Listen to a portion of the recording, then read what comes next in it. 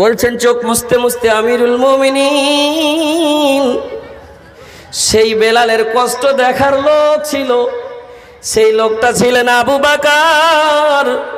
কিন্তু আমি হতভাগা, এমন হতভাগা, আমার কষ্ট দেখার আল্লাহ ছাড়া পৃথিবীতে আর কেউ ছিল না। সুবহানাল্লাহ, এক আল্লাহ, কিন্তু পৃথিবীতে আর কেউ নাই। আমিরুল মুমিনিনকে বলছেন, আমিরুল মুমিনিন গো, আমার টাইটেল হলো সাদিসুল ইসলাম, মানে আমি 6 নম্বরে ইসলাম গ্রহণ করেছিলাম। সে সময় মুহাম্মদের দল বল কম, লোক কম। ঈমান নিয়ে এসেছিলেন হযরত আবু বকর, খাদিজা, হযরত আলী, সুমাইয়া, আম্মার আর হযরত খাব্বাব। আমিরুল মুমিনিন সে সময় অল্প লোক। আমি একজন লোহারের বাড়িতে কাজ করছিলাম। আমিরুল মুমিনিন বেলালের তো ঘটনা শুনলাম, কিন্তু আমার একটু শুনে নেন। আমিরুল মুমিনিন বলে, কি হয়েছে তোমার সঙ্গে? আমার মালিক ছিল লোহার, সেই ছুরি হাইসা চাকু তৈরি করত, লোহারের কাজ করতাম। আমি তার নকর ছিলাম, চাকর ছিলাম। আমি তার কাছে উজরাত নিয়ে, বেতন নিয়ে আমি কাজ কাম করতাম। আমিরুল মুমিনিন, কিন্তু আমি শুনতে পেয়েছি কি এই যেই আগুনে আমি লোহা গরম করে, লোহাকে পিঘলে আমি লোহাকে এক জিনিস থেকে অন্য জিনিস বানাচ্ছি, সেই আগুন থেকে না জানি শুনতে পেলাম এর থেকে ৭০ গুণা তেজ আগুনে জ্বলতে হবে। যদি সেই আল্লাহর ইবাদত না করি, সেই আল্লাহর কাজ যদি না করি, সেই শরীয়তের মদত যদি না করি, তো এই আগুন থেকে ৭০ গুণা আগুনে জ্বলতে হবে।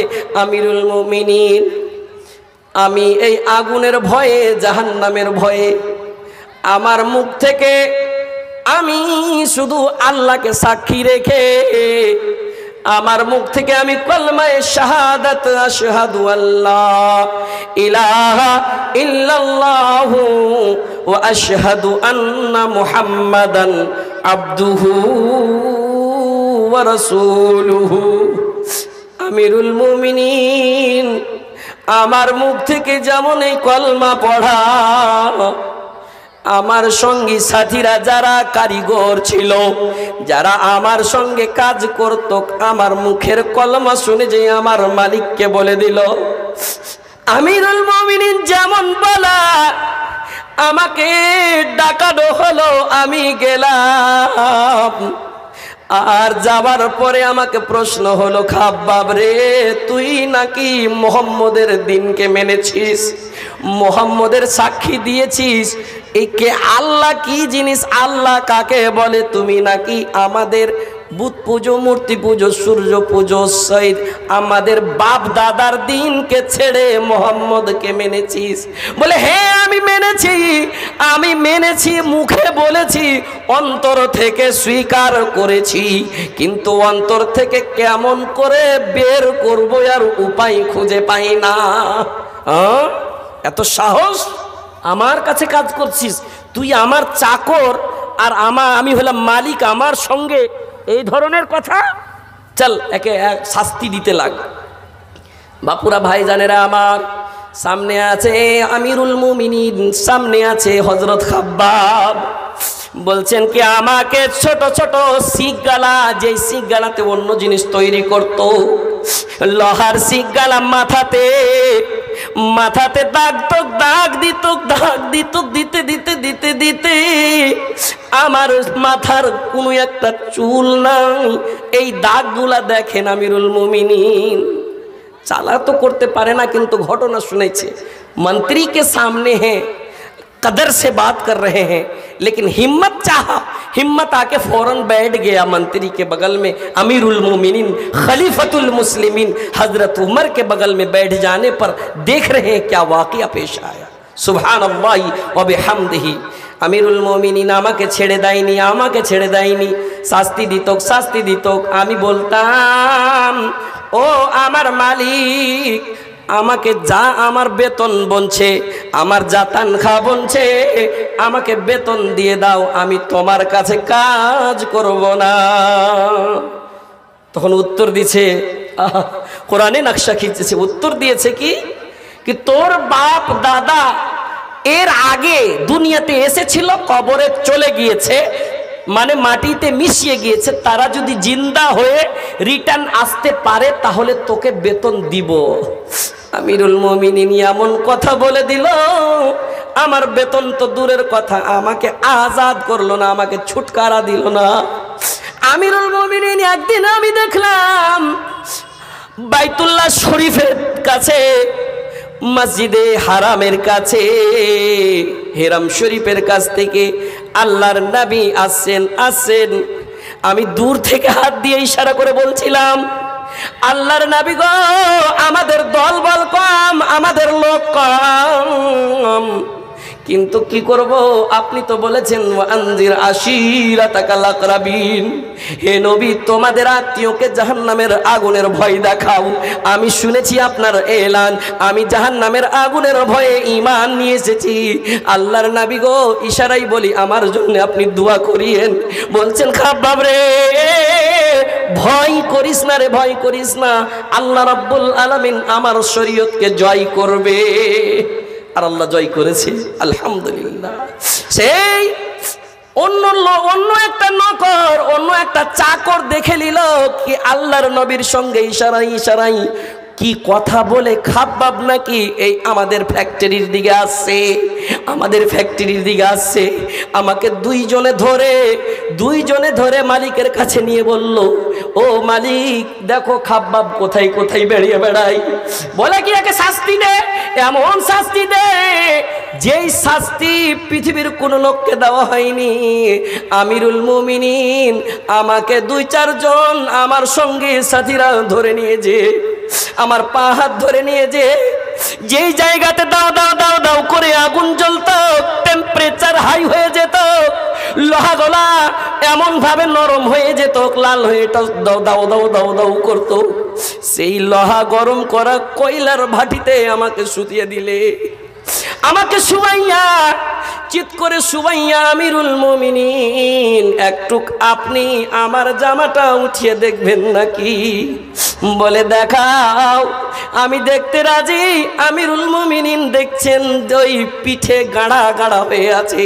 বাপজিরা আমার, ভাইজানেরা আমার, মায়েরা আমার, বোনেরা আমার, কেমন গাড়া হয়ে আছে, যেমন অপারেশন করে আর গোশ উঠিয়ে নেয়, যেমন ফোট হয়ে যায়, গোশ সেই জায়গায় উঠে যায়, গুদ্দা গলা উঠে যায়, ঠিক তেমনই গাড়া গাড়া গাড়া গাড়া হয়ে আছে। বলছেন আমিরুল মুমিনিন এই গাড়াগুলো কিসের, আপনি একটু শুনবেন। বলে রে খাব্বাব, বলো সহ্য হয় না, না জানি মন্ত্রীর পার্শ্বে তুমি সিট লিবা নাকি।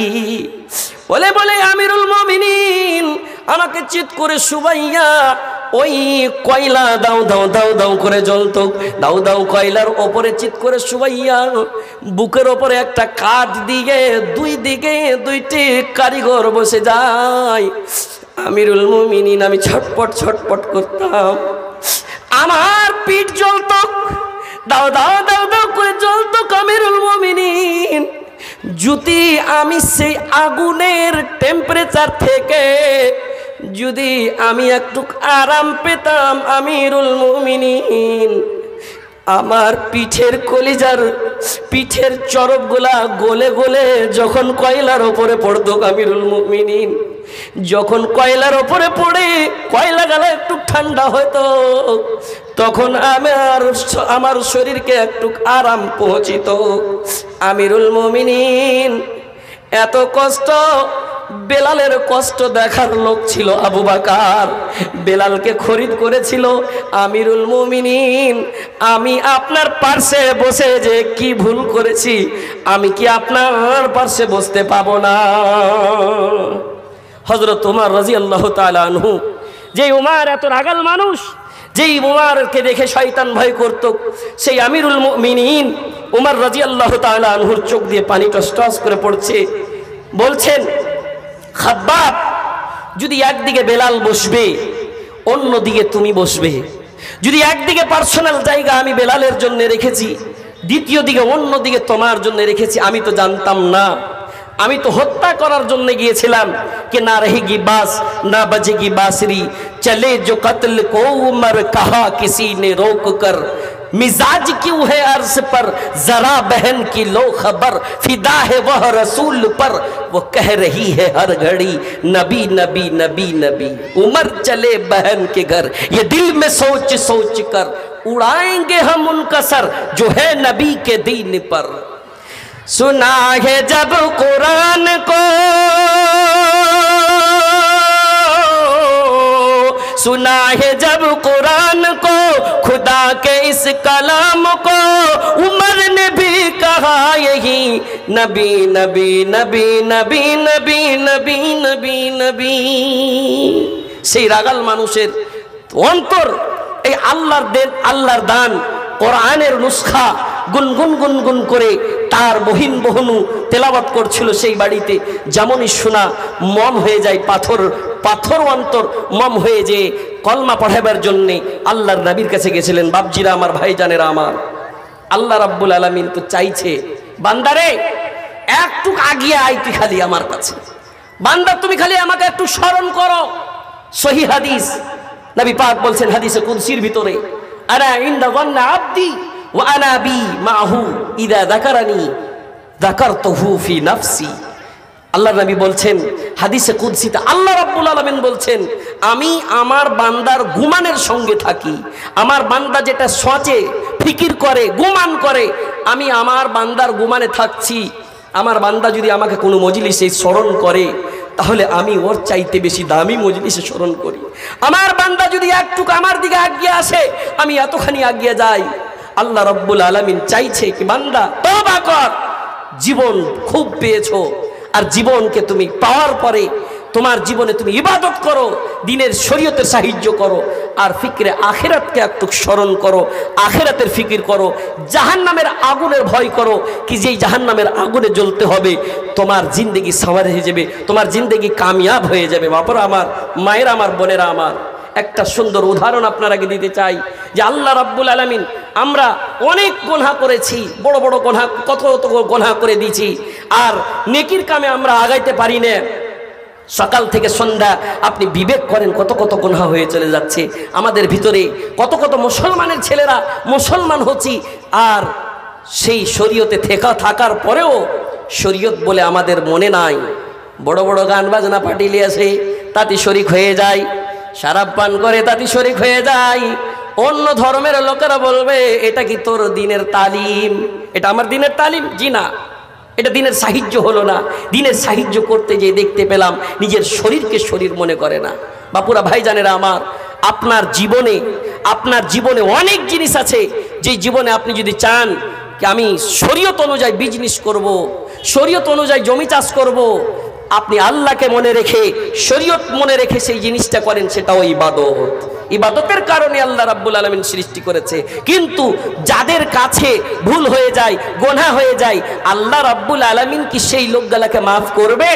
আল্লাহ রাব্বুল আলামিন বলছেন, লা তাকনাতু বির রাহমাতিল্লাহ ইন্নাল্লাহা গফুরুর রহিমা।